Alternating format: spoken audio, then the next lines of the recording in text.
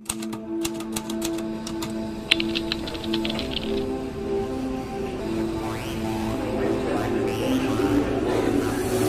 o bate-papo de política e assunto popular é com o ex-prefeito da capital Rio Branco e atual deputado federal pelo Partido dos Trabalhadores, Raimundo Angelim. Angelim, é um prazer estar falando com o senhor aqui. Vamos falar desse clima quente que nós temos vivido no Congresso Nacional. O senhor, no seu primeiro ano de mandato, votações polêmicas, uma reforma política que não parece reforma política. O que está acontecendo realmente? O que o senhor está sentindo lá na Câmara dos Deputados? Nós estamos vivenciando uma das piores legislaturas dos últimos 30 anos, segundo os deputados mais antigos lá do Congresso Nacional, lá da Câmara dos Deputados. Nós temos uma mesa diretora extremamente conservadora, que está desengavetando projetos polêmicos e de uma forma muito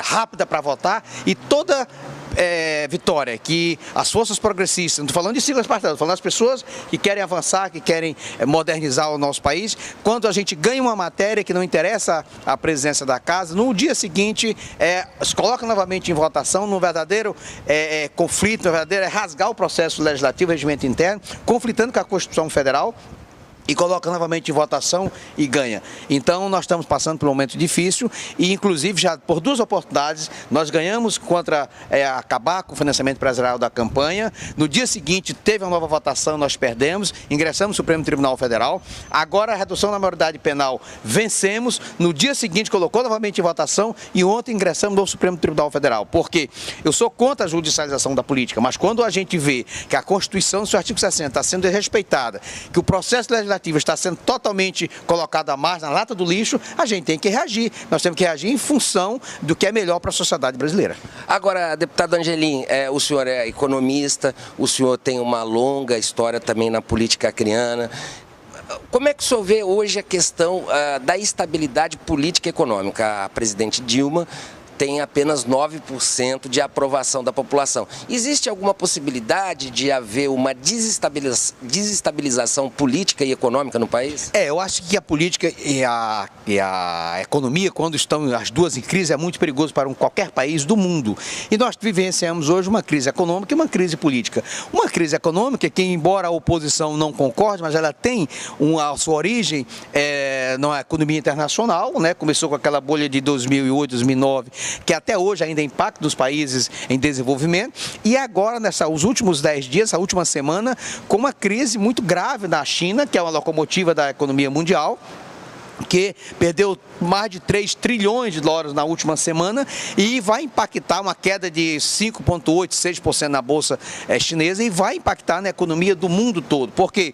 Porque a China é um dos maiores parceiros comerciais do Brasil, inclusive com a compra de soja, de minério de ferro, e isso vai impactar na nossa economia. Mas independente disso, nós temos uma crise política muito séria, uma crise que, se houve toda uma coordenação, uma articulação do que existe pior na direita desse país, com a mídia mais forte desse país, está na mão de 2, 4, 5 famílias no máximo, e tem estudos científicos de professores de Pernambuco, de São Paulo, num livro publicado recentemente, que quando a mídia, a imprensa de um país está na mão monopolizada de 3, 4 famílias, ou seja, uma alta concentração, há menos democracia nesse país. E quando essa mídia está descentralizada, há um processo democrático maior. E o que aconteceu? Hoje nós temos uma mídia totalmente contrária ao governo, nós temos hoje um judiciário, uma Polícia Federal, uma Procuradoria-Geral da República fazendo o seu papel constitucional, só que com vazamentos seletivos,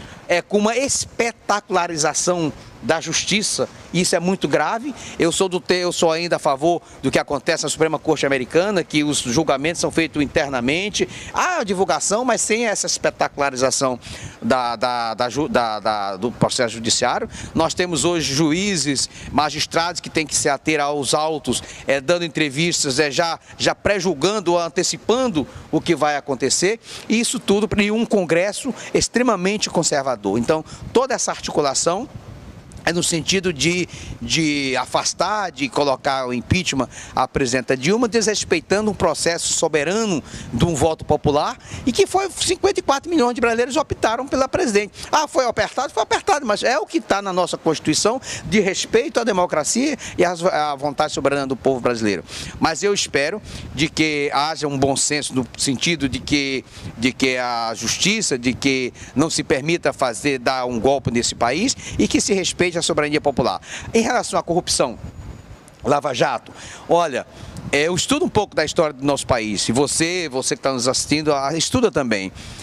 Nunca houve, na história da República do Brasil, um governo que desse tanta autonomia ao Ministério Público, à Procuradoria-Geral da República e à Polícia Federal, como o governo do presidente Lula e da presidenta Dilma. Hoje eles têm autonomia absoluta para agir.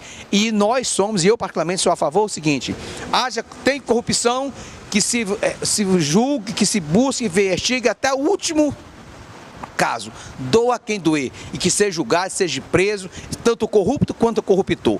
O que nós não podemos é ser imparcial, usar muitas vezes a delação premiada, forçando depoimentos, e com um foco muito grande que é prejudicar o governo, a presidenta Dilma e o PT. Há inclusive vozes que dizem o seguinte, que não só impeachment, afastar a presidenta, mas caçar o registro do Partido dos Trabalhadores, o que é um ato autoritário, porque uma coisa é o governo, uma coisa é o partido.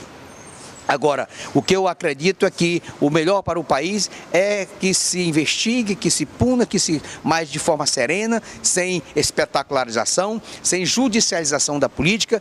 E em relação à reforma política que você falou, o Congresso, a Câmara dos Deputados, está brincando de reforma política. Nem é uma reforma política, é uma reforma eleitoral e uma mini reforma eleitoral. Porque eu sou a favor de acabar definitivamente o financiamento empresarial de campanha, que é a origem de toda a corrupção eleitoral nesse país. E o que se vê agora, que foi votado ontem, é que 65% do custo mais alto de uma candidatura proporcional é o que seja o limite de gasto para as próximas eleições para um deputado federal, por exemplo. Ou seja, se uma pessoa gastou 10 milhões, ele pode gastar nessa próxima até 6,5 milhões. Então, o que é que isso muda? E reduzir o período de campanha eleitoral de 60 para 30 dias, ou seja, as pessoas que não têm poder econômico vai ter menos tempo para estar reunido com as comunidades, conversando com os movimentos comunitários, com os sindicatos, visitando os ramais, as colônias, as casas das pessoas, e o que tem poder econômico não vai precisar ir para a rua, ele vai e banca, como sempre fez, a sua própria campanha. Então, é um desserviço ao processo democrático, é um desserviço à democracia. E como você disse, totalmente contrária ao que pensa a sociedade brasileira. Porque se a presidenta Dilma está com 9%, o Congresso Nacional está muito mais mal avaliado do que a própria presidenta.